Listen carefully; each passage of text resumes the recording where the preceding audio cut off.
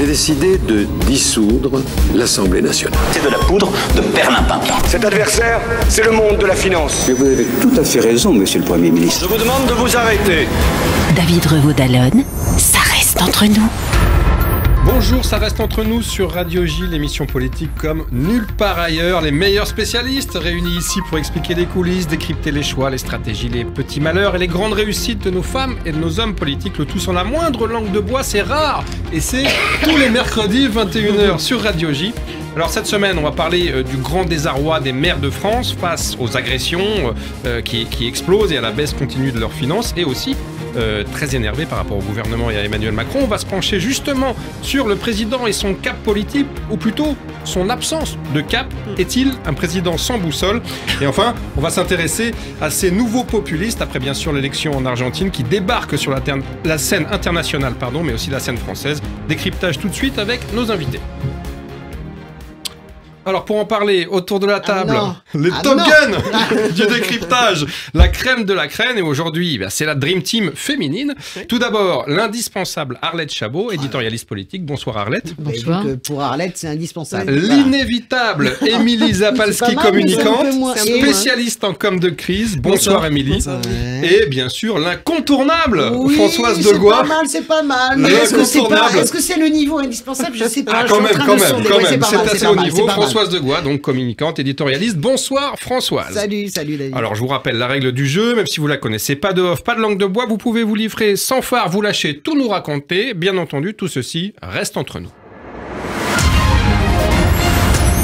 Alors, pour commencer, avant notre premier débat sur le grand désarroi des maires de France, on va dire un petit mot sur la libération des otages israéliens à Gaza qui se précisait ces dernières heures. Une quarantaine d'otages, peut-être un peu plus, devraient être libérés dans les prochains jours. À qui doit-on, sur le plan des négociations très compliquées au niveau diplomatique, cette libération, Françoise Degois? Est-ce que la France a joué un rôle ou est-ce que c'est vraiment Joe Biden et les États-Unis en première ligne? C'est vraiment Joe Biden. D'abord, c'est les États-Unis, mais c'est surtout la personne de Joe Biden. Et on se rend compte quand même du caractère décisif de ce président. Moi, je l'avais beaucoup critiqué à l'époque avec Arlette, j'officiais sur une chaîne de télé. Je disais, mais moi, je voudrais que ça soit Bernie Sanders qui gagne. C'était le fameux Sleepy Joe. C'est Sleepy Joe, il est vieux, etc. Force est de constater quand même qu'il est efficace. Il est décisif, il arrive à mettre une pression à Israël sans humilier les Juifs et la dignité des Israéliens qui sont meurtris au plus profond d'eux par le 7 octobre. Il arrive à mettre une pression intelligente sur le Qatar parce que les louvoiements des Qataris c'est quand même quelque chose puisque c'est les médiateurs.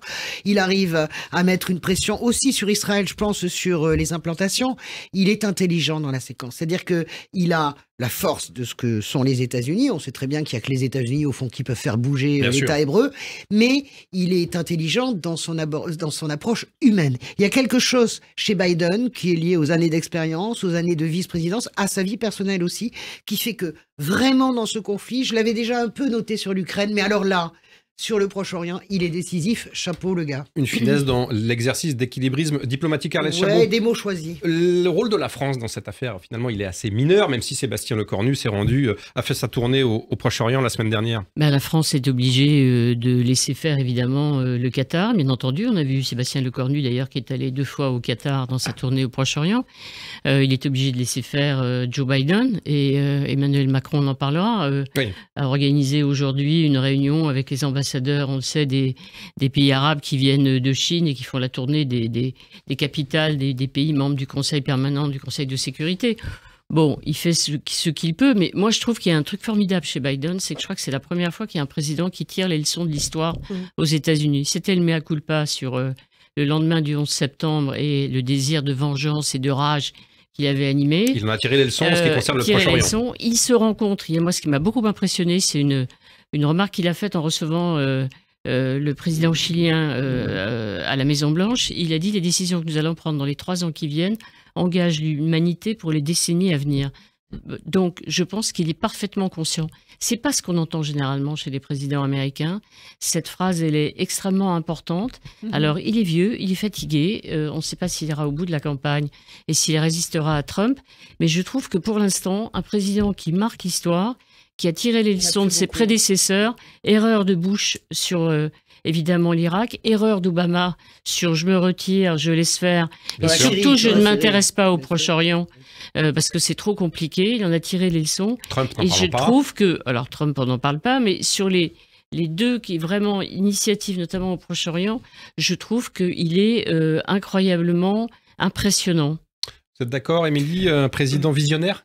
Oui, je trouve que c'est intéressant. Et puis, on arrive là à une éventuelle libération, ce qu'on n'espérait même plus. Enfin, il y a quelque chose de vraiment très positif. Je dirais qu'en miroir, c'est particulier pour la France, même sur la question des otages, parce qu'on en entend très peu parler. Auparavant, dans des crises comme ça, on avait des portraits, on comptait les jours, on avait des visages, on avait vraiment des personnalités derrière humaines. Et là, pas du tout. C'est complètement disparu. On a l'impression que c'est même un tabou, qu'il faut pas trop y venir parce que, comme vous l'avez dit, on a très peu de marge de manœuvre et très peu de possibilités d'aboutir. Donc c'est vrai qu'en miroir, et y compris sur cette position d'équilibriste que vous avez soulignée toutes les deux, à l'inverse, je trouve qu'Emmanuel Macron, le gouvernement, il y a eu vraiment des maladresses au départ avec un soutien inconditionnel très pro-israélien et puis ensuite un rééquilibrage qu'a essayé d'effectuer Emmanuel Macron mais qui n'a pas été entendu dans tous les pays arabes. Donc je trouve qu'en miroir, oui, on est presque pris en défaut par rapport à Joe Biden. Oui, manque total de maturité sur la marche, on va en parler sur le tout à début. Mais pardon, je pense que les otages, je vais mettre les pieds dans le plat parce que c'est ma conviction intime. On n'en parle pas parce qu'ils sont franco-israéliens et qu'il y a toute une partie de la population française qui est chauffée à blanc par une partie de la classe politique. En gros, israélien, maintenant c'est un gros mot. Mais c'est indigne, tout à fait. Non, mais moi, merci le Parisien, dimanche, le seul journal après 49 jours, à faire la une avec les photos des otages français. Ne les oublions pas, c'est quand même extraordinaire. C'est vrai que des otages français au Liban, Kaufmann, on les a toujours Sera on dans les les années 80, Florent Chauvenaz, Didier François dans les années 2000, tous les soirs à la télévision, ça elle a pas un dit mot. quelque chose de quelque chose qui est en train de se passer dans notre pays et que je trouve ce que certains dirigeants politiques font est impardonnable à mes yeux. Eh bien, on en parlera dans la troisième partie de l'émission. On revient un petit peu à la situation française avec le 105e congrès des maires de France qui s'est ouvert lundi dans un climat de tension avec le président Emmanuel Macron. Alors, c'est un classique, depuis des années. Chaque édition de ce congrès est l'occasion de mettre en scène, dans une scénographie bien travaillée, l'opposition avec le président, les doléances. On se souvient de François Hollande, 2013, chahuté sur le mariage pour tous. Absolument, vous en souvenez, Françoise. Voilà, là, j'y étais. Mais là, c'est plus grave que d'habitude parce que d'abord, il y a les agressions, on va en parler tout de suite après, mais il y a la question des finances qui s'aggrave, la hausse des prix, notamment celle des tarifs de l'énergie, qui oblige les élus à fermer toute une série d'équipements publics. On a beaucoup parlé des piscines. Arlette Chabot, les maires crient misère plus que d'habitude cette année ?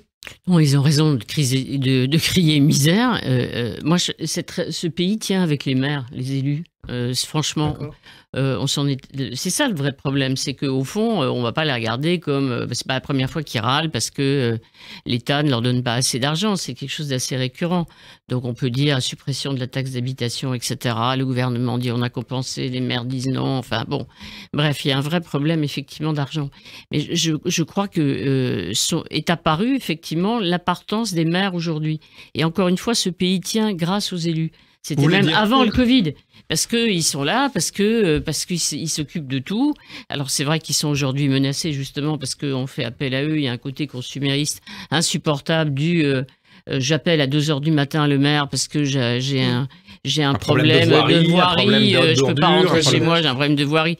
C'est insupportable, mais ce sont eux qui sont vraiment au service des Français. C'est les derniers qui ont donné le sentiment d'être au service des Français. Donc ils ont été ignorés par Emmanuel Macron, utilisés par Emmanuel Macron pour, on s'en souvient, un poste gilet jaune et effectivement les grands débats. Là, puis réignorés par Emmanuel Macron, qui promet aussi tout un tas de réformes sur le fonctionnement des institutions, la décentralisation et tout. Et que dalle, si je puis dire ainsi. Pardon d'être vulgaire, mais au moins on a compris. Il ne se passe rien. Donc, au fond, toutes ces réformes qu'il a apparemment annoncées, il y en a beaucoup qu'il a annoncé des grands trucs, et ça ne se passe jamais. Donc, je pense que les maires ont raison d'avoir le blues.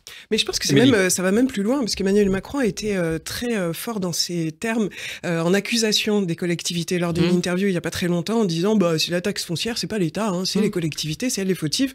C'est un petit peu quand même, ça a été très critiqué, hein, parce que d'un côté, on donne des compétences aux collectivités, on leur donne pas tout l'argent, et après, on va les accuser d'essayer de récupérer à droite, à gauche, un peu de sous.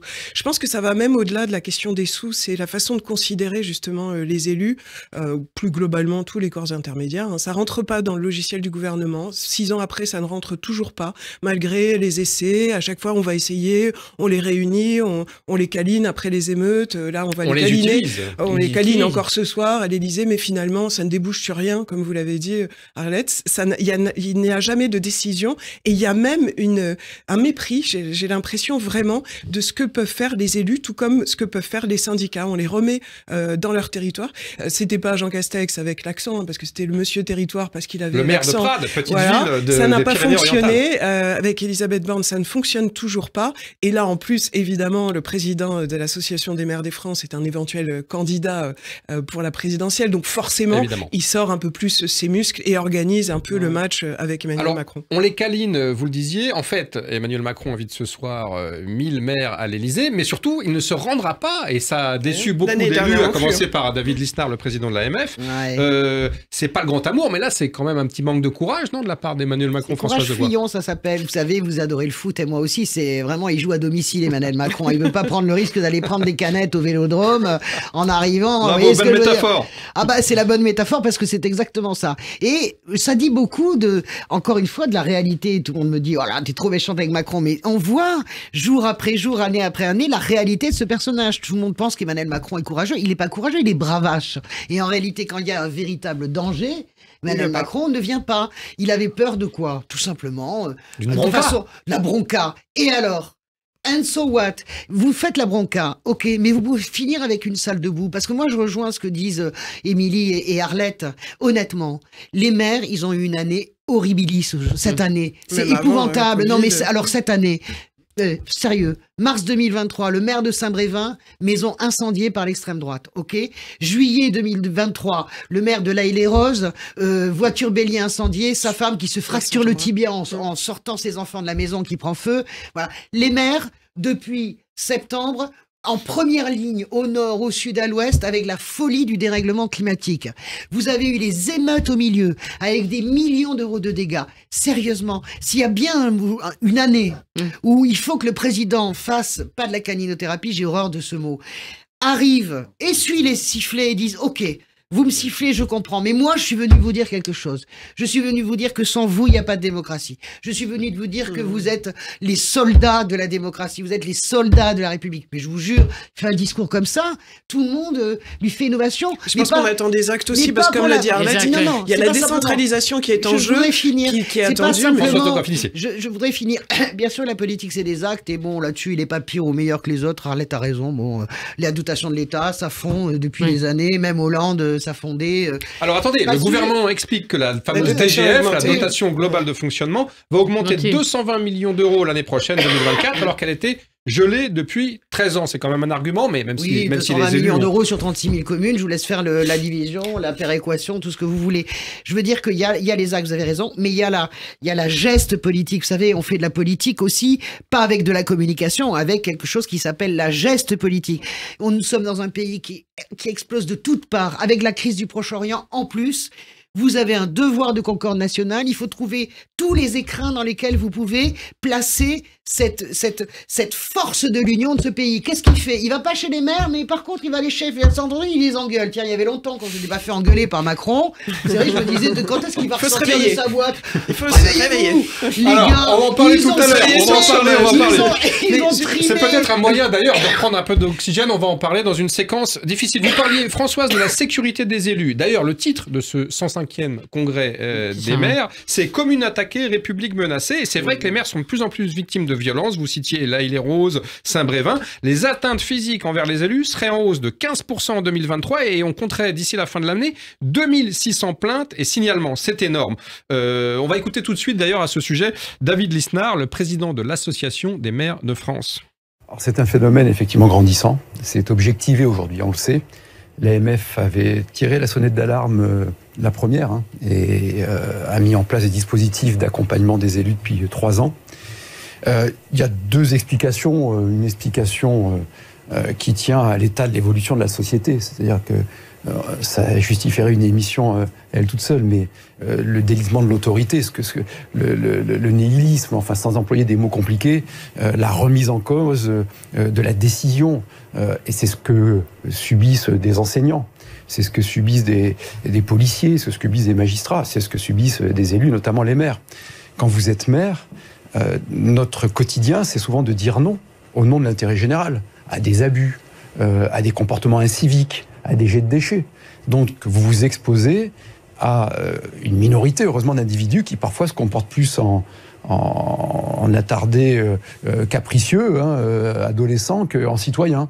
Alors on le disait, en première ligne face à toutes les crises de différents ordres, sans budget, enfin avec des budgets en baisse drastique, agressé, c'est quand même compliqué, Arlette, de vouloir être maire aujourd'hui, non ?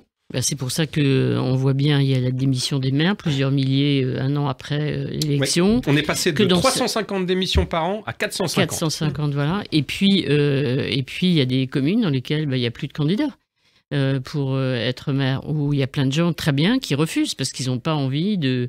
Il y a non seulement les maires, avant ils se faisaient engueuler directement, hein, c'est... à porter de baffe, c'est bien que, mais c'est leur famille aussi aujourd'hui qui est menacée. Donc on a franchi effectivement un échelon. Quand oui, on met le feu à la maison du maire et que sa femme est à l'intérieur avec son enfant, c'est quand même insupportable. Donc ils n'ont pas envie. Et moi je connais des gens auxquels on a proposé effectivement de participer à la vie locale. Ils disent oui, mais la succession du maire et prendre la responsabilité personnelle, ils disent non parce que ils n'ont pas envie que leur famille effectivement soit sous pression. Donc c'est un vrai sujet.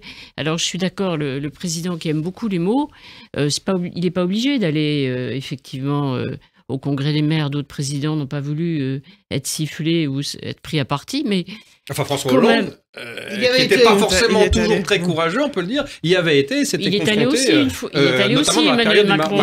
Il savait, c'était Bernard Poignant. Il n'est pas obligé d'aller tous les ans, dit-il. Il a raison. Alors il les reçoit en ce moment à l'Élysée.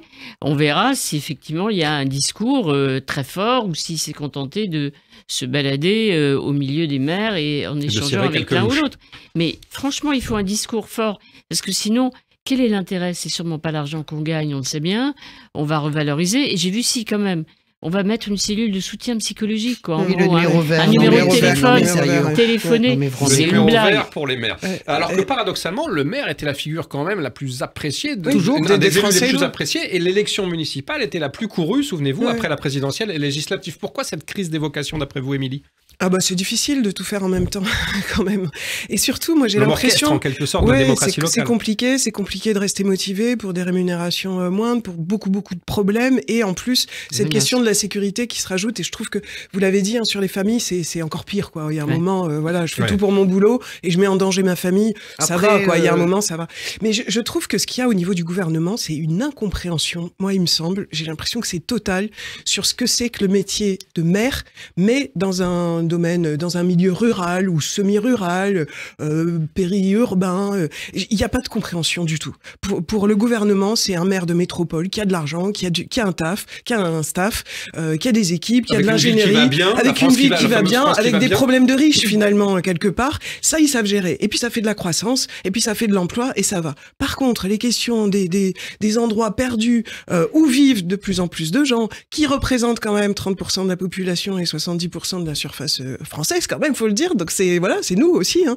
Et ben ça, ils ne comprennent pas. Mais ça fait longtemps qu'ils ne comprennent pas, et ça fait longtemps que beaucoup de gens leur a parlé à l'oreille et même pas murmuré, parce que les gilets jaunes c'était ça aussi. Et ben malgré ça, ils ne comprennent pas. Ils n'ont pas une vision de l'aménagement du territoire global. D'ailleurs, il y en a pas. Il y a des politiques qui tombent du ciel, qui tombent de Dieu, comme Action Cœur de Ville, Petite Ville de demain, France Ruralité, des choses qui sont bien, mais qui descendent quand même et qui viennent s'imposer. Alors que les élus, même s'ils sont fatigués, et là je vais au-delà des maires, faire, hein, les régions, les intercos. Il y a plein de bonnes volontés, il y a plein d'initiatives, il y a plein de choses qui se font, et il y a plein de prises de conscience aussi de comment ils peuvent peser à l'heure actuelle avec les questions de climat, avec les questions de population qui ont envie un peu plus de nature, et pourquoi on les écoute pas, pourquoi on les aide pas plus, pourquoi on va pas un peu vers eux. Moi ça je comprends pas. Alors cette incompréhension, est-ce qu'elle n'est pas due justement au fait qu'Emmanuel Macron, contrairement à beaucoup de présidents, je fais tomber mon micro, beaucoup de présidents de la Ve République n'a jamais été élu local, ça c'est quand même une rareté. Souvenez-vous, avant sa première élection en 2017, il avait fustigé le fameux cursus honorum qui faisait que les élus étaient conseillers municipaux, traînaient leur guêtre dans les marchés, etc. Mais c'était une bonne formation à la vie politique que lui n'a jamais fait. Parce qu'à l'époque, je me souviens que Jean Glavany et François Hollande voulaient lui filer une circonscription. En plus, c'est la mienne, dans les Hautes-Pyrénées, celle de ma maman où elle vit. J'aurais eu comme député Emmanuel Macron, c'eût été mieux, probablement. Où lui avait d'ailleurs des attaches familiales. Bien sûr, il est de la vallée d'à côté, donc ça m'ennuie bien de le dire, mais c'est comme ça. Personne n'est parfait. On est peut-être même cousins. Vous êtes cousins, quelle horreur, à la mode des montagnes. Mais je veux dire, quelle horreur, je plaisante bien sûr. Non, mais je veux dire par là que bien sûr, tout ne s'invente pas. Il y a quelque chose, il y a quelque chose qui est construit. C'est comme une pyramide qui serait construite à l'envers. Si vous voulez, il tient sur la pointe, quoi. Emmanuel Macron voyait la pyramide. Bon voilà, cette base-là, elle n'est pas construite. Et par ailleurs, elle n'est pas construite. Et sa seule grille de lecture est la grille de lecture de ses études et de ceux qu'il a formatés. Emmanuel Macron, il n'a pas beaucoup de croyances, mais il en a une. Vous savez, c'est Andrew Mellon, hein, aux États-Unis, vraiment avant Roosevelt. Il croit à la force des entreprises et du ruissellement. Voilà. C'est un homo. Et en plus, ce phénomène a été démontré, ça ne marche pas du tout. D'ailleurs, c'est un homo economicus. C'est un homo economicus. Ça n'est pas la peine d'essayer d'en faire un philosophe parce qu'il a été note-taker de Ricoeur pendant 9 mois, qu'il est un philosophe. C'est pas la peine d'en faire un écrivain parce qu'il aime la littérature et les romans compliqués, que de temps en temps, il aime bien lire un poème de René Char. C'est pas la peine d'en faire quelqu'un qu'il n'est pas. Et moi, j'en veux beaucoup à notre système médiatique qui a fabriqué cette espèce de personnage qui aurait cette ampleur. Il n'y a pas d'ampleur. Il est homo economicus, un Bercyman, un peu amélioré. Et peut-être que quelques campagnes électorales avec les pieds dans la boue et quelques mains sur les marchés lui auraient un peu ouvert les yeux. Je ne crois pas du tout à la crise des vocations. Je crois pour les petites communes comme chez moi, en montagne, où il y a 200 personnes. Il y a quand même beaucoup de démissions, on le disait. Plus en il y en a plus. Il y a une augmentation. Non, moi je crois vraiment, un politique, ça reste un politique. Je ne connais pas un seul personnage qui veut faire de la politique, à part Emmanuel Macron parce qu'il pensait à la présidentielle, à qui on propose de devenir maire d'une ville moyenne et qui accepte pas ça. Ça c'est pour moi aussi une moyenne aussi. Ça c'est une légende pour moi. D'où l'idée de rétablir effectivement la possibilité d'être effectivement maire et député. Non, mais alors, revenir sur la réforme, c'est l'idée. Émilie le disait tout à l'heure, c'est un peu l'État contre les territoires. Jérôme Fourquet, le directeur du département opinion de l'IFOP, estime que ce sont deux mondes qui ne se comprennent plus. Est-ce qu'il y a un fossé aujourd'hui, voire un gouffre entre les communes et l'État central, Arlette Chabot? Je crois que ça, c'est pas nouveau, quoi. Je veux dire, le problème. Enfin, ça s'est creusé. C'est pas nouveau, c'est pas nouveau. C'est pas nouveau, mais je veux dire, juste un mot. Il y a 15 ministres qui vont au congrès des maires, hein, puisque Emmanuel Macron n'est pas là, il envoie tous ses ministres. C'est-à-dire, Jean. Non, mais je trouve que excellent, oui, c'est vrai. C'est vrai. Or, quand il n'est pas là, puisqu'il considère que toutes les choses importantes, c'est lui et lui seul qui peut les accomplir. Ça veut dire que ça, c'est pas important. Donc, ça veut dire que quand on envoie 15 maires et la première ministre pour faire le discours de clôture, c'est que franchement, on n'y attache pas d'importance. Alors, la réception, encore une fois, du moment, la salle des fêtes de l'Élysée, n'est pas suffisante. C'est pas important, les ministres y vont. Voilà, donc je pense, à part le fossé, je pense qu'il s'accroît, effectivement, il s'agrandit. Effectivement, entre l'État et les communes. Merci à toutes les trois pour ces explications fort instructives. On se quitte quelques instants. Non, on va se retrouver très vite, François, je vous rassure, pour se pencher sur un cas qui va vous intéresser. Eh bien, c'est justement le cas du président sans boussole. À tout de suite. Ça reste entre nous. Radio J. Bonjour. Le 6-9, Hélène Ferradian. Retrouvez-moi tous les matins avec mes chroniqueurs et mes invités. De 6h à 9h, au menu, politique en Israël, politique en France, mais aussi culture, société, santé, judaïsme, histoire. C'est tous les matins, de 6h à 9h sur Radio J. Radio J. Vous écoutez Radio J à Paris sur 94.8 en DAB+, et sur notre appli Radio J. Radio J. Ça reste entre nous. Ça reste entre nous sur Radio J. Émilie Zapalski, Françoise de Gouard, Arlette Chabot. On passe au deuxième sujet de notre débat. Où va Emmanuel Macron, that is the question. Beaucoup se posent la question justement à 3 ans et demi de la fin de son deuxième mandat. Il apparaît de plus en plus comme un chef de l'État sans direction, sans sens, sans boussole. Ça vaut au niveau national, on va en parler tout de suite après. Mais d'abord, c'est spectaculaire sur le plan diplomatique. Et le moins qu'on puisse dire, c'est que ses positions sur le conflit en cours entre Israël et le Hamas ont été fluctuantes. Il y a 3 semaines, petit rappel des faits, le président effectue une tournée au Proche-Orient, Jérusalem, Ramallah, Amman, Le Caire. Il tient des propos un peu contradictoires, c'est le moins qu'on puisse dire, prônant à Jérusalem une coalition internationale contre le Hamas, annonce inopiné qui ne convainc personne, et le lendemain au Caire, il préconise une solution à 2 États, mais aussi l'envoi d'un navire hospitalier, le Tonnerre, alors que celui-ci n'était pas du tout configuré médicalement. Macron, c'est un peu le président aux 2 visages, mais aussi aux annonces improvisées, Françoise Degoin. Alors, à la décharge, j'aime bien votre présentation, ça pourrait me plaire, mais l'heure est trop grave pour pas mettre un peu de nuance. Moi, j'ai fait partie quand même des gens qui ont considéré que le voyage d'Emmanuel Macron, hormis cette espèce de sortie, on ne sait pas quoi, sur la coalition, il est plutôt réussi, parce que globalement, il arrive quand même... il arrive d'abord après la bataille, quand même. Oui, il arrivait loin après la bataille. Il a pas réussi. Allez, on laisse Françoise Degoin finir son raisonnement. Il arrive quand même à cocher toutes les cases à nouveau de ce qu'est la diplomatie française. Il coche la case droit irréductible d'Israël à vivre, c'est François Mitterrand, discours de la clé 7 le 4 mai 1982, le droit irréductible d'Israël de vivre. Ok, il va à Ramallah, une conférence de presse lunaire avec Mahmoud Abbas. J'avais mal pour Macron là, je me disais mais comment tu peux rester à côté de Mahmoud Abbas qui ne parlait pas du tout à Macron, qui parlait juste à sa population. Il remet en piste les 2 États, il arrive à voir Abdallah II de Jordanie et il arrive à voir Al-Sisi. Donc je trouve que c'est pas si mal. C'était très tardif et c'était quand même. François Degoin finissez après, on écoutera Émile. Voilà, je trouve que c'était plutôt bien ficelé. Après, c'est le patatras. C'est comme toujours avec Emmanuel Macron, il y a forcément un type qui passe, là, qui sort du placard dans son bureau, on ne sait pas d'où il sort, qui dit « Oh là là, tu as été peut-être un peu fort, là là, ça crie dans les cités. » Il faut rééquilibrer. Attention, rééquilibrer. Alors avec Emmanuel Macron, ça ne peut pas être un rééquilibrage normal. Hop, on passe de l'autre côté du cheval et roum, on fait la BBC. Alors là, d'un seul coup, Israël est illégitime, a mené la guerre. Personne ne comprend rien. Alors, le 10 novembre, pour les auditeurs, il a prôné dans une interview à la BBC un cessez-le-feu humanitaire, ce qui a évidemment fait hurler Benyamin Netanyahou, qui dénonce une erreur factuelle et morale. Mais c'est même pas ce qu'il dit. Ce qui est le plus grave, c'est qu'il dit qu'il n'y a pas, en gros, il dit qu'il n'y a pas de légitimité pour Israël à bombarder Gaza de cette manière-là. Absolument. Pour que le dimanche matin, le président Herzog nous annonce que finalement il a eu Emmanuel Macron au téléphone, qui à mon avis s'est excusé de l'interview de la BBC en expliquant qu'ils avaient coupé un passage plus favorable à Israël. Ça c'est Emmanuel Macron. Ça m'ennuie parce que ses belles qualités, il les gâche absolument tout seul. Vous prenez le Proche-Orient, glyphosate. Oh là là, je suis contre, hein. Mais quand même on est contre, c'est une aberration, mais quand même on s'abstient au Conseil de l'Europe. Donc ça c'est Emmanuel Macron. On comprend rien, et voilà, c'est très bien, le mythe tombe, je suis ravi. Oui, Émilie, vous êtes moins convaincue par le voyage au Proche-Orient du président. Le voyage, si on le regardait comme ça, en dehors de tout ce qui s'était passé avant ou après, d'accord, oui, c'était très bien, puisque c'était la position, il me semble, équilibrée, qu'on aime à entendre, et là, pour le coup, le en même temps était parfaitement. Oui, enfin, c'est quand même un discours à Jérusalem et le contraire au Caire. Mais en tout cas,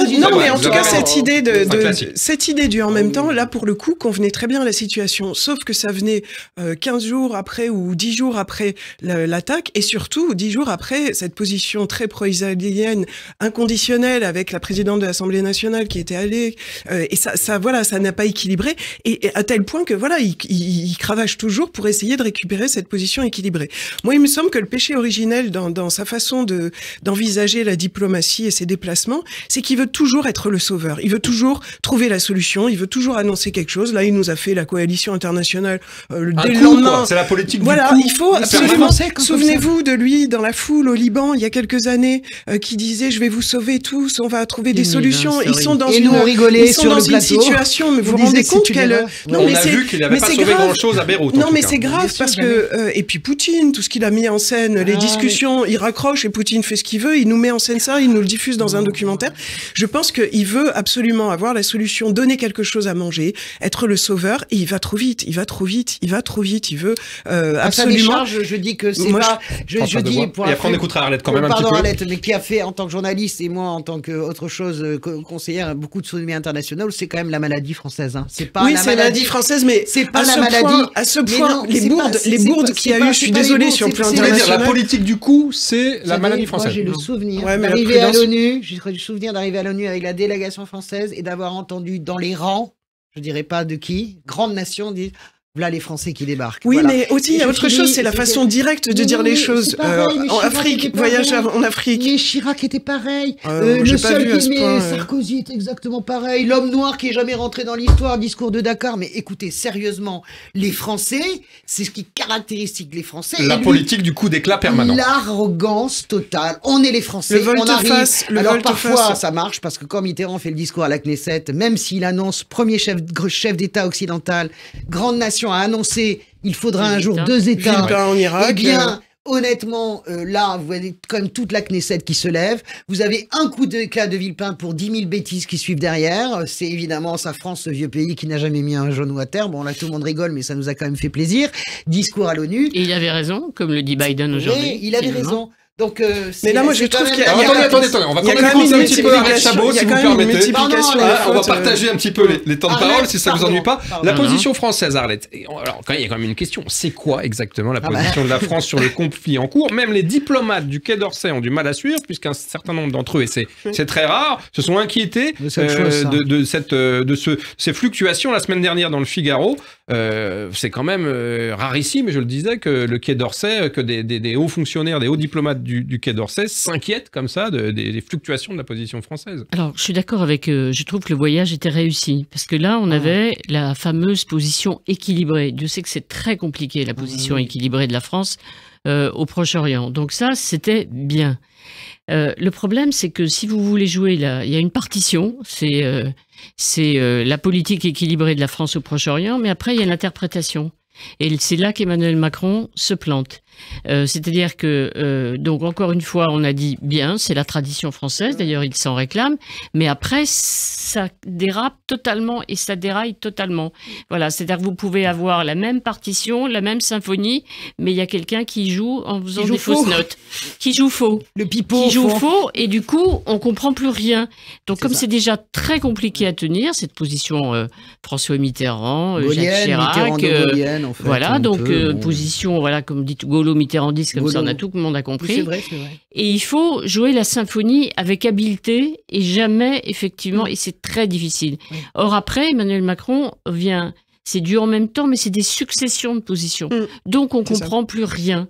Voilà, d'abord, la BBC, c'est une faute parce que c'est une télévision et un organe britannique qui est jugé comme anti-israélien. Donc si vous voulez effectivement préciser votre position, vous n'allez pas à la BBC. Et donner un message objectif, c'est pas forcément le lieu idoine. C'est pas exactement le bon médium. Après, il s'exprime en anglais, c'est pas forcément non plus une très très très bonne idée parce que après ils se sont dit que bon, la maîtrise c'est tellement subtil pas si bien que ça l'anglais. Voilà, c'est ça le problème. Donc deuxième erreur. Mieux que ses prédécesseurs tout de même. Et donc après le côté c'est que vous donnez une fois aux Israéliens et une fois aux Palestiniens. Et quand vous accordez cette interview à quelques heures d'une marche contre l'antisémitisme en France et que vous tensez les Israéliens, ça devient incompréhensible. Voilà. Donc après, on dit, et quand le président dit après, plus tard aussi, en Suisse, que c'est à la fois un problème de diplomatie et un problème de politique intérieure.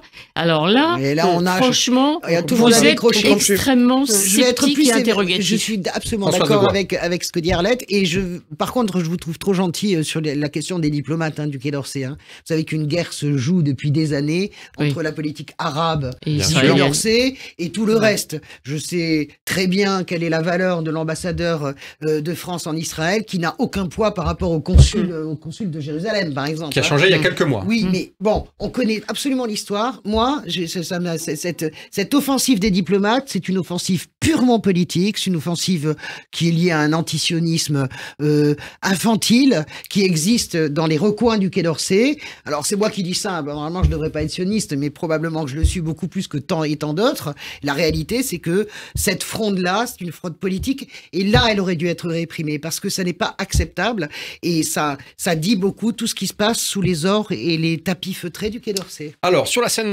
nationale, vous évoquiez, Arlette, la manifestation contre... la marche, pardon, contre l'antisémitisme. C'était dimanche dernier.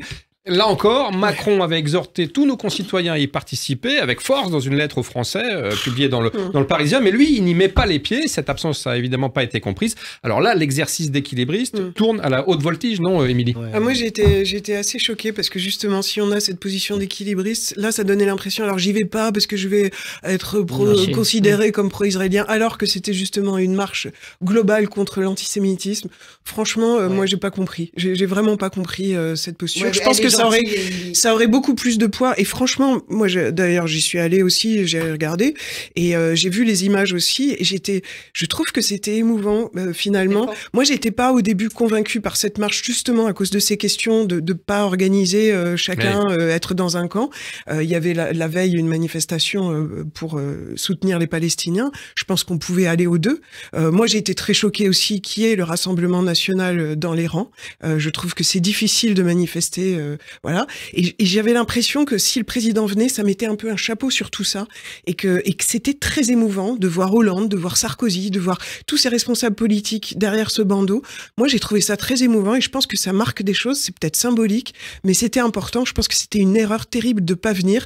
Et en plus, avec toutes les explications qu'on a eues derrière, alors là, c'est encore pire, parce que là, ça fait des petites cuisines, alors que là, c'est un moment important, c'est de l'histoire, quoi. Lui qui aime tant marquer l'histoire, c'est étonnant qu'il loupe le coche sur des affaires pareilles. Effectivement, à la différence de François Mitterrand en 1991, après Carpentras, la profanation du cimetière juif, à la différence de François Hollande après les attentats de 2015. C'est grandiose. Les absents ont toujours tort. Mais les absents ont toujours tort. Je me souviens du cirque déjà à l'époque de Mélenchon, mais ça n'a pas gêné Mélenchon de défiler à côté d'Orban. Elle était magnifique, la manifestation de 2015. Elle était sublime.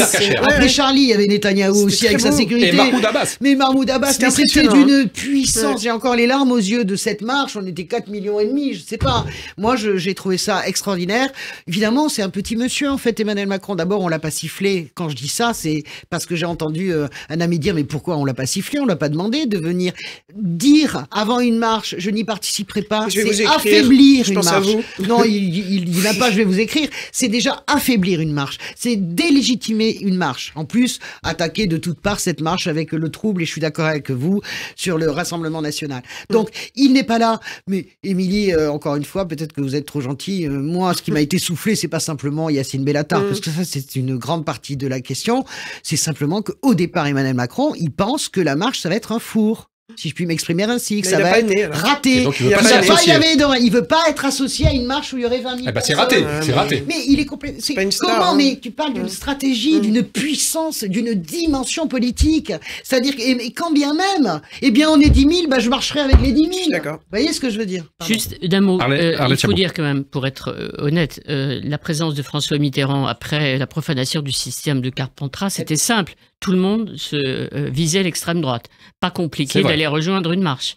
Après les attentats Charlie hyper cachère, pas compliqué non plus. Il y avait une union sacrée, il n'y avait pas de polémique politique. Il y avait une union sacrée, il n'y avait pas de polémique. Terrible sur Marine Le Pen, présente pas en 2015, mais vous en souvenez pas? Non, c'est pas ça. Je veux dire, sur la cause. La cause était la lutte contre le terrorisme et l'islamisme. Là, c'est beaucoup plus compliqué, parce qu'effectivement, il y a des Français qui sont divisés. C'est la raison pour laquelle le président de la République n'a pas voulu s'y rendre. C'est pour ça que je trouve que, voilà, je pense qu'il aurait pu au moins aller saluer les organisateurs, c'est-à-dire un hommage rendu au président du Sénat et à la présidente de l'Assemblée qui avait pris cette initiative. Et puis au chef de parti. Il aurait pu au moins aller les saluer. D'autant que François Mitterrand, puisqu'on l'évoquait en 91, avait juste, était resté, vous en souvenez, resté quelques minutes, et l'image avait été tellement forte et tellement symbolique. Mais je me souviens, on était dans la maille, mais on peut plus faire ça. Il n'y a plus un président qui peut se pointer comme une fleur. Mais là, c'était le cas. Carpentras, je m'en souviens, on était tous montés, j'habitais dans le sud à l'époque. On était tous montés en train, c'était extrait. Et à un moment donné, qu'est-ce qu'on entend? Il y a le vieux, Mitterrand, il est là. Non, c'est pas possible qu'il soit là. Et on le voit, enfin, moi je l'ai vu de loin avec sa silhouette, mais voilà, ça c'est exceptionnel, mais ça c'est un niveau homme d'État exceptionnel. Alors, politique, non pas de gribouille, mais si je crois un peu ce que vous dites, politique un peu de girouette, d'autant que la girouette, elle tourne dans le vent, et le vent justement, il tourne avec, avec le chômage qui repart à la hausse, alors que justement les résultats économiques, c'était jusqu'ici un des points forts du bilan présidentiel. Tiens, d'ailleurs, on va écouter le président Macron, c'était hier à l'Élysée, il présentait son programme, je cite, étincelle, c'était un plan pour stimuler, j'allais dire stimuler. Vous arrivez même plus à le lire. Stimuler la croissance des PME, on l'écoute. Parce que je vois, avec inquiétude, je vous le dis franchement, le discours ambiant. Et j'ai le sentiment, quand je regarde ces derniers mois, qu'on serait arrivé. Quand j'écoute les grands débats, au fond, oui, l'assurance chômage, les retraites, on peut redistribuer. Pour revenir en arrière. Les réformes, on pourrait mettre sur pause. C'est le moment de savoir comment on va être plus gentil, comment on va engager. Réveillez-vous. Je vous le dis en toute sincérité. Réveillez-vous. On est à 7% de taux de chômage. Il y a aujourd'hui, au moment où je vous parle, des restaurateurs qui n'arrivent pas à ouvrir en pleine saison parce qu'ils n'arrivent pas à embaucher. On a des hôtels qui ne sont pas ouverts à plein parce qu'ils n'arrivent pas à embaucher. On a des entreprises dans tous les secteurs qui voudraient se développer et qui ne prêtent pas de clients parce qu'ils n'arrivent pas à embaucher. On a des finances publiques qui ne me donnent pas le sentiment qu'on peut lâcher l'effort non plus. Donc quiconque pense que le temps est au repos, au mauvais compromis, c'est-à-dire celui qui se fait contre l'énergie de l'État, de la société civile, de notre tissu économique, qui pense qu'on pourrait, en quelque sorte, dans le moment que nous vivons, quand je vois nos voisins qui sont pour certains en train de rentrer en récession, les tensions géopolitiques sont mauvaises pour l'économie, nous ralentir, on ne vit pas dans le même monde. Réveillez-vous, c'est ce à quoi le président nous exhorte. Ouais. Françoise Degois, qu'est-ce qu'il veut nous dire? Quel message? Et surtout, à qui il s'adresse? À nous tous, je pense que c'est les pauvres chefs d'entreprise qui sont là, qui ramassent, parce que en gros... Ils se font engueuler, quoi. Hein. Ils se font engueuler. Regardez quand même le président génial que je suis. J'ai réussi à baisser à 7% sans trafic. C'est vrai. Oui, bien sûr, les chiffres ne sont pas du tout trafiqués, puis on n'a pas du tout nettoyé au passage. Mais bon, tous les gouvernements font ça, je les rends grâce, etc. Et là, d'un seul coup... Il cartouche tout le monde, mais je pense heureusement qu'il n'est pas allé chez les maires, parce que j'appelais de mes vœux un discours humaniste. Je pense que chez les maires, il est tellement énervé, parce que je pense qu'il est super énervé. Il aurait pu les cartoucher. Ah, il les cartouche, alors qu'est-ce que c'est? Arrêtez de vous plaindre, et patati patata. Ouais, mais il ne sait pas. Non, mais objectivement, c'est Étincelle is the new perlimpinpin. Je lisais ça sur Twitter. J'ai trouvé que c'était la chose la plus drôle. Mais honnêtement, c'est vraiment le handicap de Macron. Il aurait pu, avec sa jeunesse, avec ce qu'il était, tout changer. Il est incapable d'être autre chose que ou glacial ou cassant et engueulant. Il n'arrive pas, peut-être à Draghi, exception, je pense, le discours pour Samuel Paty est un discours très profond, très humain, j'ai trouvé. Bon discours, un des meilleurs discours. Mais un de ses meilleurs parce qu'on sent qu'il ne joue rien, mais ce garçon n'arrive pas à exprimer de l'empathie, de la chaleur humaine, de la vraie gentillesse, de la vraie bergère. Il a la bouche pleine du mauvais. Et donc, c'est vraiment son handicap. C'est absolument terrible. Hein. Je veux dire, plus jamais un président comme ça, parce que honnêtement, vous arrivez, vous faites engueuler. Il va voir les athlètes, il les engueule. On se moquait déjà de Sarkozy qui engueulait les magistrats, les petits pois, etc. Mais enfin, c'est un prix Nobel de la paix, Sarkozy, à côté d'Emmanuel Macron. Sérieusement. Je pense qu'il est, c'est comme s'il était dans un autre monde. Et puis là, il est devant les. Alors, Étincelle, ça vient de ETI, parce que il s'adressait aux entreprises de taille intermédiaire. Oui, c'est vrai. Donc, il faut expliquer ce voilà, c'est quand même, voilà, c'est travaillé, c'est McKinsey. C'est McKinsey, ça vaut combien, ça? 350 000 euros, non, une mais il est étude dans comme ce ça. monde-là, il est dans ce monde de, on avance, c'est la croissance, il faut y aller, et il est comme un espèce de petit enfant énervé qui voit qu'il avance des choses, parce que c'est vrai, sur le chômage, on peut lui reconnaître, même si on peut se dire, il y a beaucoup d'apprentis dans ces chiffres, etc. Et il voit surtout que le chômage vient de rebondir de 0,2%. Voilà, il remonte un petit peu, il se dit, mais je comprends pas, moi je fais tout, et personne ne le voit, et ça m'énerve. Et c'est exactement dans la position dans laquelle il est. Ce qu'il voit pas, c'est que nous, on voit en effet, moi je l'appelle les boules à facettes entre les deux tours, c'est-à-dire qu'il essayait le discours en moins. Il essayait de donner à tout le monde un peu sur le climat, un peu sur la gauche. C'est vrai. Et là, il se dit, mais je fais tout ça, mais il n'y avait pas plus écologiste que lui dans l'entre-deux tours. D'un coup, c'était ça. Après, ça a disparu. Le meeting de Marseille, c'est grande cause nationale. C'est l'enfant énervé parce qu'il n'arrive pas à avoir la clarté, mais c'est vrai que cette politique, et vous l'avez dit, c'est sans boussole, c'est-à-dire qu'on ne voit pas la direction. À la limite, il vaudrait mieux qu'ils s'en tiennent sur 2-3 grandes lignes, parce que c'est comme ça qu'on communique le mieux en politique, et qu'on accentue là-dessus. C'est comme pendant ces 100 jours d'action et d'apaisement, ça allait dans tous les sens, et finalement, ça n'avait aucun sens. Ça n'a pas apaisé grand-chose. Ça a fini par les émeutes. J'avais presque oublié les 100 jours. 100 jours, parce que les séquences se suivent, mais elles Arlette, vous vous souvenez des 100 jours? J'avais zappé les 100 jours. Émilie le disait, on voit pas la direction. Arlette, quelle réforme importante pour les mois, les années à venir faire. Qu'est-ce qu'il a en fait encore, le président? Le président, il est dans son 2e mandat. C'est une catastrophe, toujours les 2e mandats pour ses prédécesseurs. Donc lui, il ne pense qu'à son bilan. Or, le bilan, le seul point positif et incontestable, c'est la baisse du chômage. Or, le chômage commence à remonter. Oui. Donc, il s'inquiète. Si effectivement, c'est pas de sa faute, c'est pas de la faute de la France, c'est que la conjoncture internationale, en raison de tout ce qui se passe aujourd'hui dans le monde, n'est pas bonne. Donc, effectivement, il y a une augmentation du chômage. Donc, c'est le point positif de son bilan. D'où son énervement. Effectivement, il faut continuer les réformes, accélérer. Objectif 5% à la fin de ce 2e quinquennat. Donc, il y a le bilan.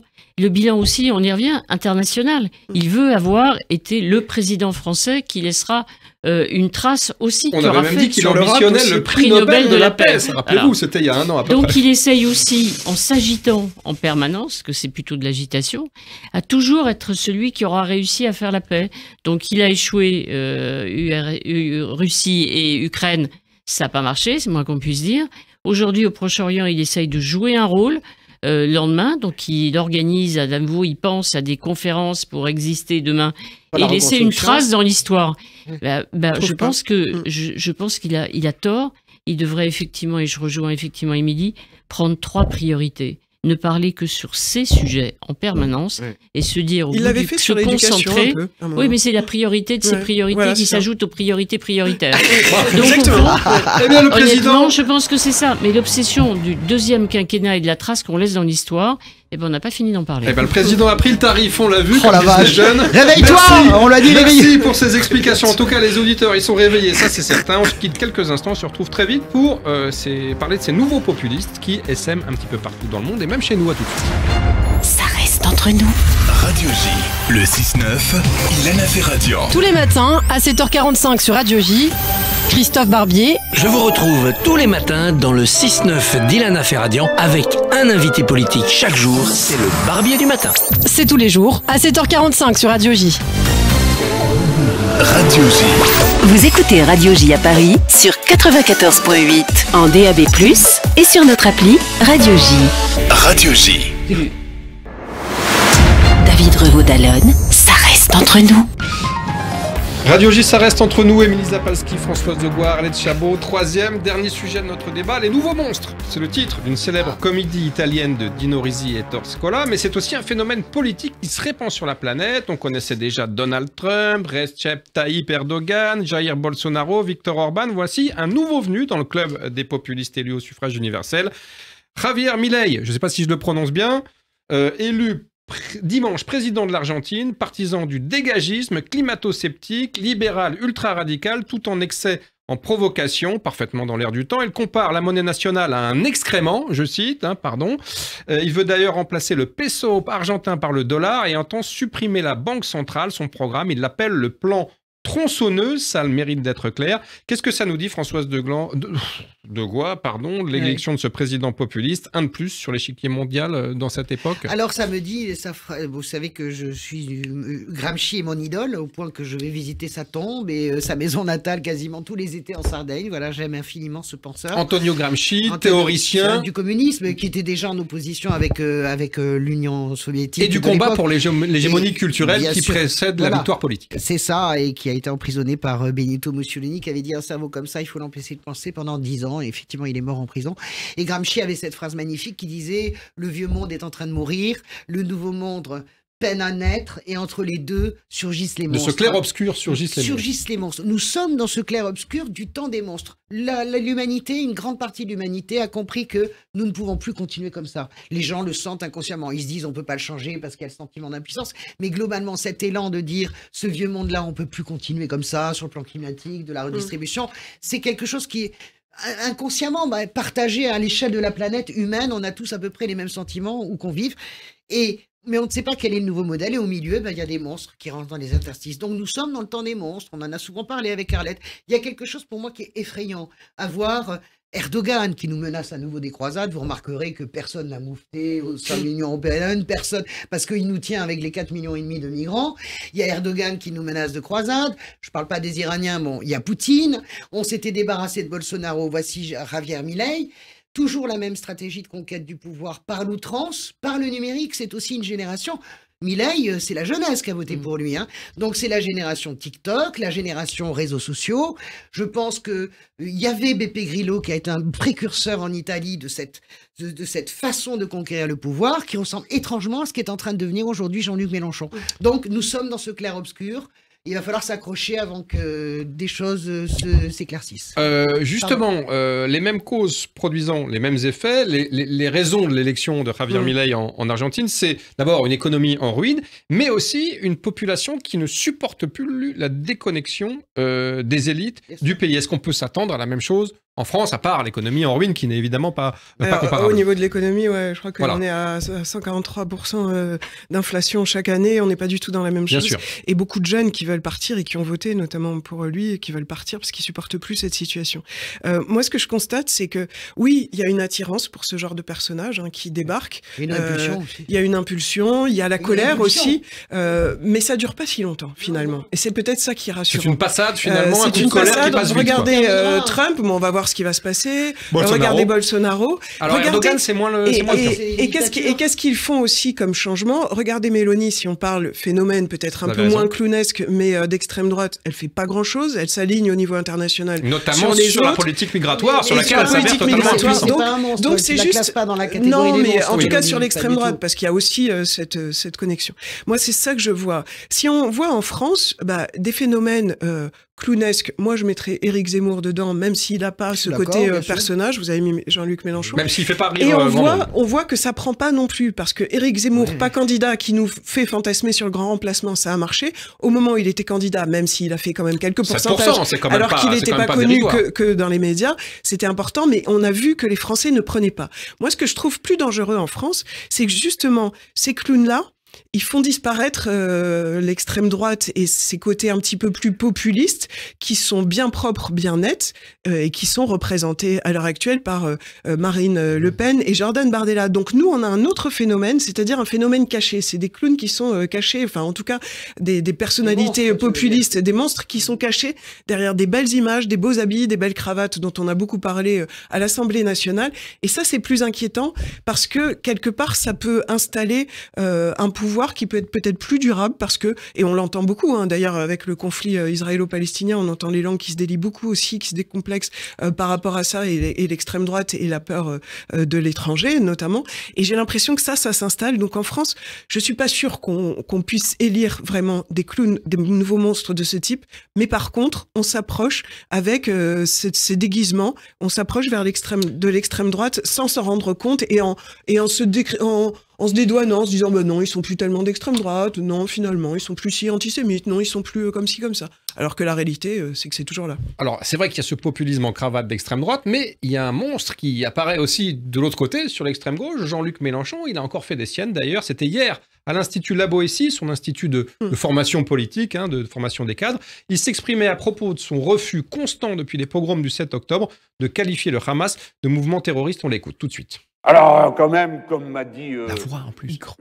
Une meute de micros. Alors, c'est si dur que ça de dire terrorisme? Ah, mais j'aurais pu dire kleptomane. Pourquoi pas? Après tout, c'est une activité de vol du territoire des uns par les autres. Alors, il a beaucoup, on l'a pas entendu, mais il a beaucoup fait rire les gens présents, Jean-Luc Mélenchon. On comprend en qualifiant grosso modo les Israéliens de kleptomanes, donc de voleurs, en l'occurrence, de territoire. Mais il fait plus rire grand monde, à part ses fidèles, Jean-Luc Mélenchon, Arlette Chabot. Non, je crois que là, on l'a perdu, quoi. Et c'est dommage, sans doute, pour une partie de la gauche, j'imagine. Mais c'est absolument... tout est conscient chez Jean-Luc Mélenchon. Je veux dire, c'est pas le dingo. On parle effectivement de l'Argentine. On dit que ces gens qui sont... je sais pas comment il fait. Il loco, le fou, on dit en Argentine. Donc Mélenchon, c'était pour qualifier le président argentin. Pour qualifier le président argentin. Même ses copains, quand ils étaient au lycée, déjà le traitaient de fou. Donc c'est autre chose. Là, Jean-Luc Mélenchon, c'est un calcul politique cynique. Il connaît, à chaque fois, on dit, et on rappelle, il connaît le poids des mots. Donc s'il dit kleptomane, voilà, et en espérant faire rire tout le monde, je trouve ça absolument affligeant, quoi. Donc là, c'est même plus l'indignation, on a envie de dire, puisqu'on disait tout à l'heure, réveillez-vous. On dit aux insoumis, réveillez-vous, parce qu'il va vous entraîner dans l'abîme. Donc il faut qu'il y ait des gens qui sont sur une autre position qui est on peut ne pas être d'accord avec eux, c'est pas le sujet, mais de dignité. Et on leur dit réveillez-vous, faites mieux. Disait Mélenchon, oui, vous allez faire. Virez-le en quelque sorte. Virez-le, exactement. C'est virez-le. Alors, faites mieux, c'est le virer. François, vous connaissez la gauche sur le bout des doigts, vous l'avez suivi en tant que journaliste politique. Comment Mélenchon, que vous connaissez, l'ex-socialiste, républicain, laïcard, peut-il aujourd'hui se vautrer dans un tel antisionisme et même, disons-le, dans de telles références antisémites? Oui, alors moi je sonde pas les cœurs et les reins. J'ai toujours maintenu que Jean-Luc Mélenchon n'était pas antisémite. Enfin là, quand même, ça commence à se discuter. C'est même pas le sujet. Je pense qu'il y a quelque chose qui s'est brisé chez Jean-Luc Mélenchon. Le soir du premier tour de la présidentielle, 22%. Je pense que d'un seul coup, ça a changé cet être humain. Comme moi, j'ai vu d'autres gens changer, des finalistes de présidentielle, devenir différents parce que là, d'un seul coup, le pouvoir, il est presque là. Le second tour, il est presque là. Il était au bout du fusil, comme dirait l'autre. Il était au bout du fusil. Il y a 200 000 voix qui me manquent. Comment je vais faire pour la prochaine fois y être? C'est tout. Et je rejoins complètement Arlette. Il n'y a rien, comment dirais-je, d'émotionnel chez Jean-Luc Mélenchon. Rien d'inconscient. C'est quelqu'un qui est très froid sous des airs extrêmement colériques en surface. Il est très intelligent, vraiment, bien sûr, très cultivé. Moi, c'est quelqu'un que j'ai beaucoup soutenu sur le plan social.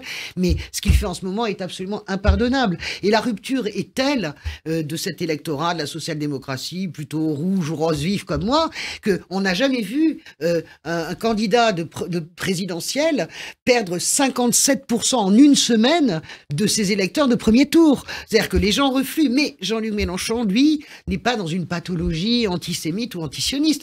Mais c'est pire, c'est-à-dire que c'est un calcul. C'est encore pire, c'est ce que je vais vous dire. C'est que c'est un calcul froid politique. Il me manque 200 000 voix. La gauche, en gros, ce qui se dit, la gauche sera condamnée parce que je serai le meilleur à droite, à gauche, donc il y aura du vote utile. Et où est-ce que je vais aller chercher ces 200 000 voix? C'est même pas le problème de dire je vais aller le chercher dans les quartiers ou pas. C'est pas ça le raisonnement. Le raisonnement, c'est j'agrège tous les antisystèmes. Et moi, j'entends tout le monde comparer Jean-Luc Mélenchon à Trump. Non, il me fait penser à Beppe Grillo. Et la conquête du mouvement 5 étoiles, qui est arrivé en Italie, c'est le même système. Pas de parti organisé, une plateforme numérique très puissante et un comédien, Beppe Grillo, redoutablement intelligent sur le plan politique, qui prend toujours le contre-pied de tout et essaie d'agréger tous les antisystèmes. Alors, si dedans il y a les banlieues, tant mieux, hein, les jeunes des banlieues auxquels apparemment dont il a l'oreille, mais c'est tout agrégé. Comment j'attrape ces 200 000 voix qui me manquent pour être au second tour? Parce que je fais le pari que la gauche sera ficelée, qu'elle préférera gagner avec moi que perdre sans moi. Et au second tour, les Français, Marine Le Pen et moi, ou moi, ce sera moi. Et c'est là qu'il se trompe, car de toute façon, il est devenu un monstre de la République désormais. Alors, agréger tous les antisystèmes, on a vu que même son discours avait attiré à lui avait tiré les faveurs de quelqu'un comme Jérôme Bourbon, le directeur de Rivarol, qui est à peu près le représentant de l'extrême droite la plus pétainiste et la plus antisémite, qui a salué son discours et ses positions sur le conflit entre Israël et le Hamas. Et puis, pardon Françoise, mais oui, attirer les voix des quartiers, mais c'est aussi indigne, parce que c'est-à-dire considérer que par essence, un habitant des quartiers, un électeur d'origine musulmane est antisémite, sans nier qu'il existe de l'antisémitisme dans ces quartiers. Je veux dire, c'est aussi indigne de considérer ça. David, moi je suis absolument d'accord avec vous. Je pense qu'il y a un chagrin qui est en train de s'installer. Il y a quelque chose, il y a à gauche, il y a un chagrin. Parce que Mélenchon, c'est une personnalité surpuissante, qui donnait en tout cas, qu'est-ce qu'il montre dans la séquence au-delà, antisioniste, calculateur. La seule chose qu'il montre et qui est la plus terrible, en fait, pour lui, c'est que il ne peut pas gouverner ce pays, tout simplement. Est-ce que, je pose une question, est-ce que quelqu'un a envie de voir David Guiraud ministre de quelque chose un jour? Ou Thomas Porte? Ou Ercilia Soudé? Personne. Donc, les gens raisonnables de la France insoumise, qui sont vraiment à gauche, engagés sur le social, ils vont faire sécession, il leur faut un peu de temps, parce qu'ils ont aussi un lien affectif avec Mélenchon, on oublie, fort. 30 ans de militantisme avec Mélenchon, ça, c'est fort. Ils vont faire sécession et voilà, il restera Mélenchon avec sa coquille de 10% du front de gauche. L'ordre du temple solaire. Non, le front de gauche, c'est-à-dire les 10% de Mélenchon jusqu'en 2012, voilà. Non, je pense qu'il s'était déjà montré, c'était pas possible au moment de l'affaire Quatennens. Moi, il me semble qu'il a montré que c'était en effet plus une secte qu'autre chose, qu'on pouvait pas toucher un cheveu du chef. Il y avait eu cette conférence de presse très embarrassante où on poussait les filles devant qui n'avaient le droit de rien dire sur la position. Mise en scène grotesque. Ah, c'était terriblement. Ça a commencé là. Mais ce qui montre, c'est que, oui, moi je trouve que c'est vraiment là, les mois qui ont passé, c'est qu'il est has-been, c'est fini, c'est un nouveau monstre, mais d'un temps d'avant, et qui ne peut plus exister maintenant. Ce que je trouve trouve dommage, c'est que il avait quand même réussi cette espèce de NUPES qui a servi pour faire élire des députés LFI surtout d'ailleurs. Voilà, qui avait quand même fonctionné. Et puis là, on retrouve des morceaux. On voit pas qui peut prendre la relève d'une gauche qui puisse s'organiser. On voit pas du tout. Ruffin, même des nouveaux monstres. On voit Ruffin. On n'en voit pas. On voit Ruffin qui essaie un petit peu d'arrondir les angles. Mais il y a pas d'énergie. Et c'est vrai que quand on voit comment il était, ce qu'il représentait, quelle intelligence il avait, c'est dommage. C'est une chance gâchée. Il a été dépassé en effet par ses ambitions. C'est triste. Et il va falloir voir comment cette gauche arrive à se reconstruire sans que ça soit trop dans les égos, parce que vous parlez de Ruffin, il y a Roussel de l'autre côté, les écolos encore autre chose. Voilà, il va y avoir un grand bazar il faut être logique, faut bien observer la François politique. Ruffin. Bien sûr, c'est Ruffin qui mais coche. Ruffin, ça va être un petit morceau. Après, il y aura un morceau par-ci, par-là. Mais je peux c'est ce qui se finir. passe sur les européennes. C'est pas du tout ça le sujet. Sur les intentions de vote de la présidentielle, bien sûr que se dégage désormais François Ruffin et Gabriel Attal pour voilà, c'est ça. On peut imaginer, mais moi je serais pas, comment dirais-je, opposé à ça. Tout le monde nous dit Mélenchon, Le Pen, Édouard Philippe, mais peut-être que l'affiche de 2027 va être totalement rien à voir avec ce qu'on... On a encore le temps, mais je fais un petit bémol. J'apporte un petit bémol parce qu'il y a 15 jours, le sondage IFOP pour Le Figaro, on en avait parlé ici, mettait tout de même Mélenchon, qui avait déjà produit un certain nombre de saillies de sorties antisionistes, pour ne pas dire plus, était quand même toujours à 15%. Alors certes, il décotait, mais ça reste quand même 15%. Vous vous rendez compte, une décote pareille. Il est fini comme troisième homme, ou voire deuxième homme de la présidentielle. Moi, je suis toujours prudente, mais je pense quand même là qu'il s'enfonce. Il s'est abîmé. Il s'est totalement abîmé, quoi. C'est-à-dire, d'abord, il faut que ça arrive jusqu'aux électeurs. Et puis, le travail que font des électeurs de gauche qui avaient mis tous leurs espoirs en Mélenchon, franchement, pour dire c'est fini, il faut du temps. C'est à l'image du parti lui-même. Quand on dit réveillez-vous, je pense que les électeurs vont se dire, au fond, que l'image est absolument abominable. Donc, il ne peut plus les représenter. Et Françoise a raison. Qui peut se dire demain que Jean-Luc Mélenchon peut accéder au pouvoir, exercer le pouvoir? C'est impossible. C'est impossible aujourd'hui. Voilà. Donc, il est disqualifié. C'est fini pour toujours. Disqualifié tout seul. Voilà. Mélenchon disqualifié, merci à toutes les trois pour vos infos, explications lumineuses et éclairages. Nous savons tout de la grande peur des maires de France, des doutes sur les orientations diplomatiques et politiques du chef de l'État, et c'est un euphémisme, et des nouveaux populistes qui arrivent au pouvoir un peu partout dans le monde et peut-être bientôt chez nous. Hélas, on se retrouve la semaine prochaine, comme d'habitude, en compagnie des meilleurs décrypteurs de la politique. Et d'ici là, bien sûr, je compte sur vous et votre discrétion. Tout ce qui est à Radio J reste à Radio J. Bravo François. Tout ceci reste entre nous. Excellente soirée et à très bientôt.